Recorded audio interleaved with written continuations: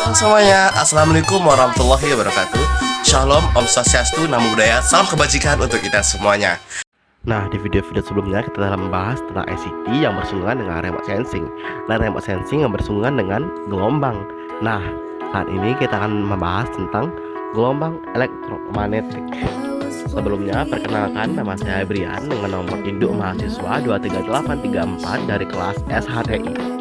Nah, kita bakal bahas apa aja sih? Yang pertama adalah konsep dan sifat gelombang elektromagnetik. Yang kedua, manfaat gelombang elektromagnetik, spektrum gelombang elektromagnetik, dan energi gelombang elektromagnetik. Oke, tanpa berlama-lama, mari kita langsung saja bahas poin yang pertama, yaitu konsep dan sifat gelombang elektromagnetik. Konsep gelombang elektromagnetik. Gelombang elektromagnetik merupakan gelombang yang tidak membutuhkan medium dalam perambatannya. Energi elektromagnetik merambat dalam gelombang melalui beberapa karakter seperti panjang gelombang, amplitudo, frekuensi, dan kecepatan. Energi elektromagnetik dipancarkan atau dilepaskan pada level berbeda. Semakin tinggi level energi dalam suatu sumber energi, maka semakin rendah panjang gelombang dari energi yang dihasilkan, tapi semakin tinggi frekuensinya. Sifat gelombang elektromagnetik. Gelombang elektromagnetik adalah jenis dari gelombang dengan sifat umum yang disebut spektrum elektromagnetik. Nah, jadi ini adalah sifat gelombang elektromagnetik. Yang pertama, merupakan gelombang transversial mengalami pemantulan, merambat dalam ruang hampa. Karena perambatan tidak belokkan medan magnet atau listrik, dapat membawa energi dari satu tempat ke tempat lain, dan terjadi perubahan medan magnet dan listrik secara terus-menerus.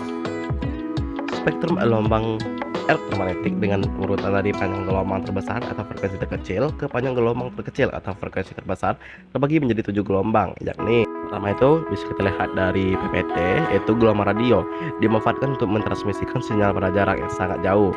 Lalu ada gelombang mikro. Ketika gelombang mikro disebut oleh sebuah benda, maka akan muncul efek panasan pada benda tersebut.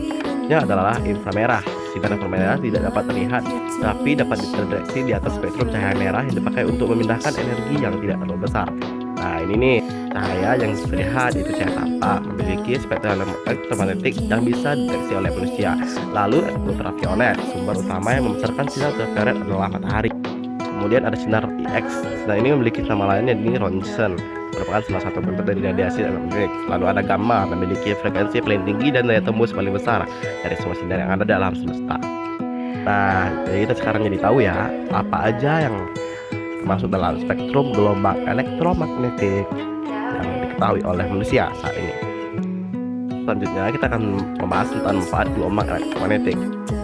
Setelah memahami tentang konsep dan spektrum dari gelombang elektromagnetik, mari kita mengenal manfaat gelombang elektromagnetik dalam kehidupan kita sehari-hari. Baik, gelombang radio. Gelombang ini dimanfaatkan untuk mentransmisikan sinyal pada jarak yang sangat jauh, mentransmisikan sinyal komunikasi berupa siaran radio dan stasiun TV. Gelombang mikro, yaitu memanfaatkan microwave seperti itu, masak ya. Lalu sinar infrared. Sinar ini banyak dimanfaatkan seperti remote control dalam mentransmisikan data dalam bentuk energi, teknologi pada kamera CCTV dan lain sebagainya. Cahaya tampak penggunaannya adalah laser optik, dan laser tertentu bisa dimanfaatkan untuk mengelas dan memotong benda. Sinar ultraviolet digunakan untuk mengecek keaslian uang dalam dunia perbankan, membunuh bakteri, mengeringkan tinta dan resin. Sinar X berfungsi sebagai umumnya dalam dunia medis untuk mendapat pencitraan melihat organ dalam tubuh dan tulang atau ronsen, digunakan dalam dunia manufaktur untuk mengecek kecacatan. Dan terakhir sinar gamma, yaitu digunakan dalam dunia medis pada alat pemilihan CT scan menyembuhkan penyakit kanker dengan metode operasi pisau gamma, dan digunakan untuk membunuh bakteri dan virus dan lain sebagainya. Nah, seperti yang sudah dibahas sebelumnya, bahwa gelombang elektromagnetik dapat membawa energi ke suatu tempat. Kita akan bahas nih apa saja contoh yang membuktikan bahwa gelombang elektromagnetik beneran bisa membawa energi juga. Contoh paling sederhananya adalah ketika kamu menyalakan lampu bohlam, kamu pasti bisa merasakan panasnya kan. Nah, itulah salah satu loh contoh bahwa energi elektromagnetik itu bisa merambat.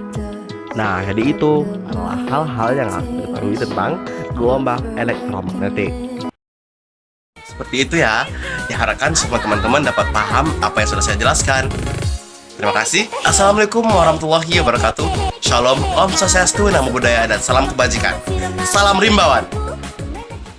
Kalau kamu cinta, kalau kamu sayang, mau jadi kasihku, kalau